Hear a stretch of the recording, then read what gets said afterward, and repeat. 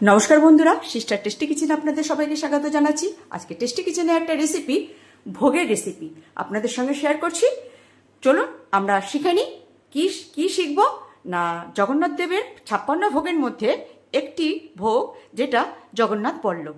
তো জগন্নাথ বল্লভটা আমি কিভাবে বানাচ্ছি, তো প্রথমে গ্যাসটা আমি এখনো অন করিনি। এখানে 1 বাটি আটা নিয়ে নিয়েছি, আর লাগবে ঘি। উপকরণগুলো বলছি, 1/4 কাপ চিনি নিয়ে নিয়েছি, আর নিয়ে নিয়েছি নারকেল কোড়া। তো এটাই হচ্ছে মূল উপকরণ। তো প্রথমে আমি চিনির শিরা বানাবো। চলুন বন্ধুরা, গ্যাসটা অন করে চিনির শিরা বানিয়ে নিই। বন্ধুরা, এই যে চিনিটা আমি বসিয়ে দিয়েছি অন করে, এইবারে 1 ফোঁটা জল, এইটুকু জলে এবারে আস্তে আস্তে চিনিটা মেল্ট হলে একটা সুন্দর একটা কালার আসবে। সেই জন্যেই আমি এখানে তো গুড় দিয়ে করছি না, করছি চিনি দিয়ে। ওই সুন্দর একটা কালারের জন্য আমি এটাকে ক্যারামেল করে নিচ্ছি। তো ক্যারামেলের যে কালারটা, হালকা যদি আমি ক্যারামেলের কালারটা করে নিই, তাহলে কি হবে, ওটা একটা মানে যেরকম ললিন গুড় হয় না, সেই ললিন গুড়ের যে কালারটা, সেই কালারটা আমি আনতে চেষ্টা করছি। দেখি কতক্ষণ হয়। বন্ধুরা, এই পজিশনে আমি কিন্তু চিনিটাকে কোনো নাড়াচাড়া করব না, ও আপনা থেকেই কালারটা ছাড়বে। দেখুন বন্ধুরা, হালকা হালকা কালার আসছে কি না, আসছে তো। এইবারে আমি এর ভিতরে জল দিয়ে দেবো, কালারটা আরেকটু ডার্ক হবে। বন্ধুরা, এই যে এই পজিশনে এই চিনিটা একটু নাড়াতে হবে। দেখুন, এই পজিশনে চিনিটা নাড়লে তাহলে পরে পুরো মানে নিচে লেগে যাবে না, আর ক্যারামেলের যে কালারটা সুন্দর আসবে। আর যদি আমি এখানে রেখে দিই, তাহলে নিচে তেতে যাবে বা পুড়ে যাবে, আর পুড়ে গেলে এই চিনিটা সর্বনাশ হয়ে যাবে। তো বন্ধুরা, এই আস্তে আস্তে নেড়ে নেড়ে নেড়ে নেড়ে কালারটা আনতে হবে, যাতে চিনিতে পুড়ে না যায়। ঠিক আছে বন্ধুরা, এই পজিশনে এই যে গুড়ের যে কালারটা, সেটা এসে গেছে। এইবারে দিয়ে দেবো জল। জলটা আমি একটু একটু করে ঘুরবো, যাতে জলটা আর কি বেশি ছিটিয়ে না যায়, আর গুড়টা জমাট বেঁধে না যায়। এই যে ব্যাস, দেখুন গুড়ের কালার এসে গেল কি না। তো এইবারে এটাকে একটু ফোটাবো। এবারে চিনির শিরাটা আমি এবার নাবিয়ে রাখবো, নাবিয়ে ঠান্ডা করব। এবার প্যানটা বসিয়ে দিলাম।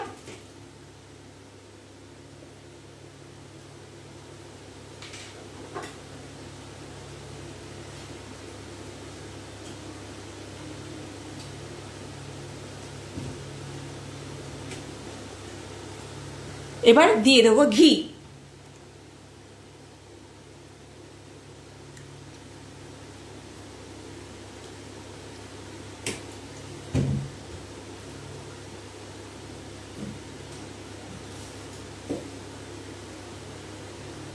এখানে আমি 2 চামচির মতন, যেহেতু জমে গেছে ঘিটা, এখানে আমি 2 চামচির মতন ঘিটা দিয়ে দিলাম।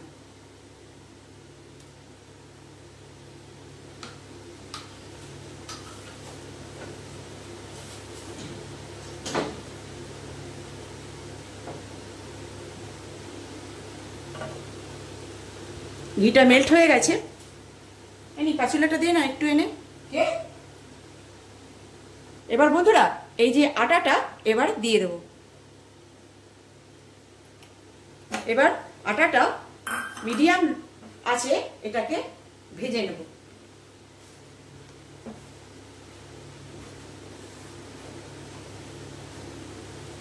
যতক্ষণ আটাটা একটুখানি ভাজা না হবে, ততক্ষণ এইভাবে আস্তে করে এই ঘিয়ের সঙ্গে আটাটাকে ভেজে নেব। বন্ধুরা, আর জগন্নাথ দেবের ভোগে কোনো ড্রাই ফ্রুট দেওয়া চলে না, সেই জন্য আমি এর আটার মধ্যে দিয়ে দিলাম একটু নারকেল কোড়া। এই আটার সঙ্গে আমি নারকেল কোড়াটা ভেজে নেব। শুধু যদি আমি ঘিয়ে ভাজতে যেতাম, তাহলে নারকেল কোড়াটা লালচে বা ইয়ে হয়ে যেত, মানে পুড়ে পুড়ে যাওয়ার সম্ভাবনা ছিল। কিন্তু আটার সঙ্গে আমি যেহেতু ভেজে নেব, সেহেতু আটার সঙ্গে একটা মানে ভাজলে পরে ওটার সঙ্গে ওটা সুন্দর করে ভাজা হয়ে যাবে। সেই জন্য আমি ওটাকে আলাদাভাবে ভাজলাম না, এই আটার সঙ্গেই ভেজে নিচ্ছি। বন্ধুরা, এখানে আমি একটু মশলা, গরম মশলা কুটে রেখেছি।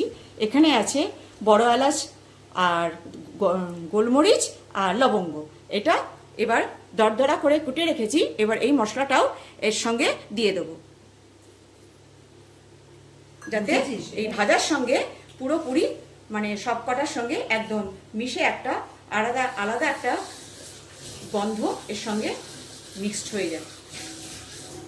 বন্ধুরা, যেহেতু ঘি দিয়েছি, হ্যাঁ, এরকম এরকম করে একটুখানি এরকম করে মানে মিশিয়ে দিতে হবে, যাতে ঘিটা মানে কোনো জায়গায় ডেলা পাকিয়ে না থাকে। সেই জন্য এই ঘিটা যাতে পুরো আটাটাকে কভার করে, ওইটুকু ঘি।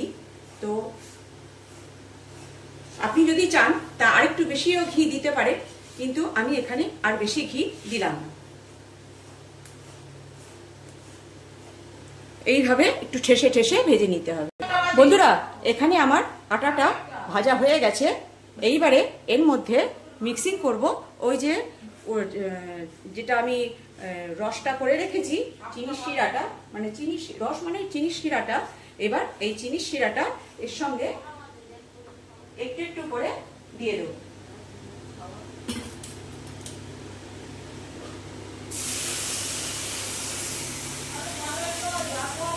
এবার এই চিনির শিরাটা দিয়ে আমি এটাকে সুন্দর করে পাক করে নেব, মানে আর এটা করব একদম ধিমি আছে করব, এটাকে মিশিয়ে নেব পুরো। বন্ধুরা, এবারে এটাকে নামিয়ে সেট করব, গ্যাস করব অফ, আর এটাকে একটা অন্য কিছুতে ট্রান্সফার করে সেট করে নেব। এই থালায় আমি ঘি মাখিয়ে নিয়েছি। এইবারে গরম গরম এটাকে সেট করতে হবে, আর নালে জমে যাবে। সেই জন্য একদম এইভাবে সুন্দর করে যাতে জমে না যায়, গরম থাকতে থাকতেই এটাকে এরকম করে সেট করে দিলাম। এবার এটাকে ঠান্ডা হতে দিতে হবে।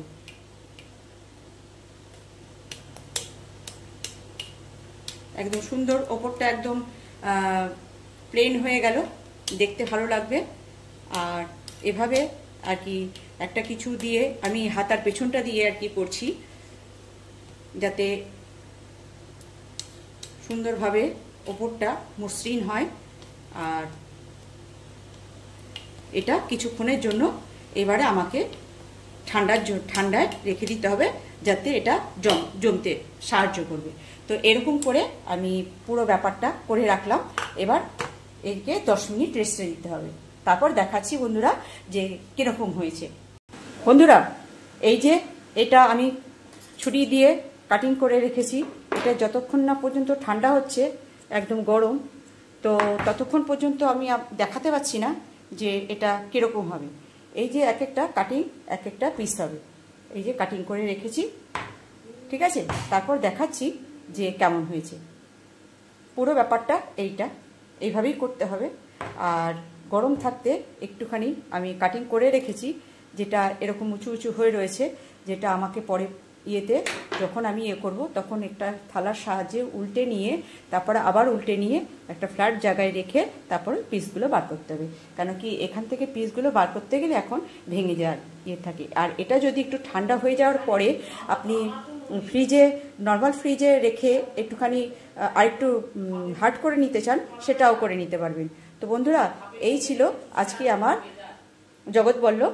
তো এইভাবে পুরীর জগন্নাথের মন্দিরে 56 ভোগের মধ্যে এই একটি ভোগ জগৎবল্লভ, যা জগন্নাথ দেবকে চড়ানো হয়। তো এভাবে চড়ানো হয়। যেহেতু আপনাদের সঙ্গে এটা শেয়ার করলাম, যেহেতু আজকে উল্টো রথ, তো উল্টো রথের দিন যাতে আপনারা বানিয়ে ঠাকুরকে ভোগ সরাতে পারেন, সেই জন্য আমি এটা আপনাদের সঙ্গে শেয়ার করলাম। তো এমনি ঘরে রাধা মাধবকেও আপনারা ভোগ চড়াতে পারেন, গোপাল থাকলে তাকেও চড়াতে পারেন, কেন কি কৃষ্ণের আরেক রূপই জগন্নাথ। তো মেনলি এটা 56 ভোগের মধ্যে একটি ভোগ। তো এটা আপনারা ভোগটা করে ঠাকুরকে চড়াতে পারেন। তো বন্ধুরা, আমি তো এখনো ঠান্ডা হয়নি, আমি পিসগুলো বার করে দেখাতেও পাচ্ছি না, কিন্তু বুঝতে পারছেন যে এইভাবে কাটিং করে এক একটা পিস বেরোবে বরফির মতন। আমি এটা বরফির আকার দিতে চেয়েছি, কিন্তু বরফির আকারটা যেহেতু একটু গরম, সেহেতু একটুখানি মানে নড়ে গেছে বা নরম বলে এদিক ওদিক হয়ে গেছে। তো এটা এইভাবেই আপনি বানাবেন জগৎ বলল। তো আস্তে আস্তে রুম টেম্পারেচারে এসে গেলে এটা আপনারা প্রয়োজন পড়লে ফ্রিজে ঢুকিয়ে রাখে আরেকটু শক্ত করার জন্য নিতে পারেন। তো এইভাবেই বানিয়ে ভোগ চড়াবেন, সেটাই আপনাদের সঙ্গে শেয়ার করলাম। কেমন লাগলো বন্ধুরা? এটা আপনাদের সঙ্গে ভেঙে বা খেয়ে দেখাতে পারছি না, কেন কি আমি এটা আজকে উল্টো রথ। তো উল্টো রথে আমরা তো আর জগন্নাথকে পুজো দিচ্ছি না, আমার রাধা মাধব রয়েছে, সেই জন্য আমি তাকে চড়াবো। তো তো তো আমার তো রাধা মাধব মানে কৃষ্ণই, মাধব মানেই কৃষ্ণ। তো আমার তো গোপালও নেই, আমার রাধা মাধব রয়েছে, তাকে আমি আজকে উল্টো রথের দিন এইটা আমি ভোগ চড়াবো। তো সেইটাই এই জন্য আপনাদের সঙ্গে শেয়ার করলাম। তো বন্ধুরা রাখছি, আপনার সামান্য রেসিপি আপনারা বানিয়ে ভোগ চড়াবেন, আর কেমন লাগলো সেটা একটু কমেন্টসে জানিয়ে দেবেন। রাখছি বন্ধুরা, বাই।